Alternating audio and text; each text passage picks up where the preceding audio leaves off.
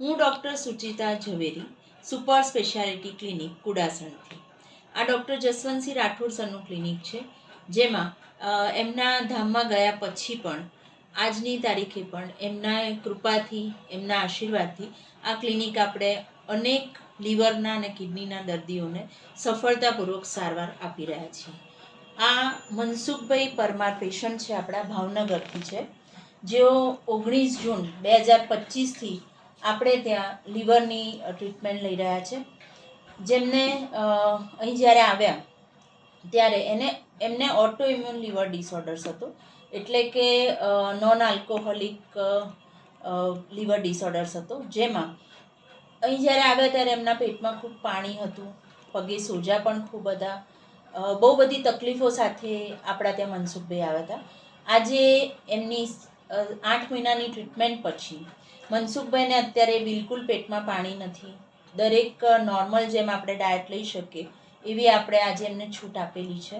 તો મનસુખભાઈના મોઢે જ સાંભળીએ કે અહીં આવ્યા પછી આપને કેવું લાગ્યું. બોલો મનસુખભાઈ. અહીંયા આવ્યા પછી કે હું મેડિસિન દવા કર્યા પછી પણ આવેલો તો ત્યાં મને કોઈ રિઝલ્ટ નહીં મળ્યું. પછી મેં આપના સેન્ટરનો સંપર્ક કર્યો, દવા લીધી. 20 દિવસમાં મને કોન્ફિડન્સ મળી ગયું કે જે મને કંઈક રિઝલ્ટ મળ્યું એવું. ધીમે ધીમે મારી તમામ પ્રોબ્લેમ સોલ્વ થતી ગઈ. કે જે પગમાં સોજા હતા એ પણ મને મટી ગયા. પછી હરણી થઈ એ પણ મટી ગયું અને લીવર નોર્મલ આવી ગયું. આજે પણ હું ઓકે છું એકદમ.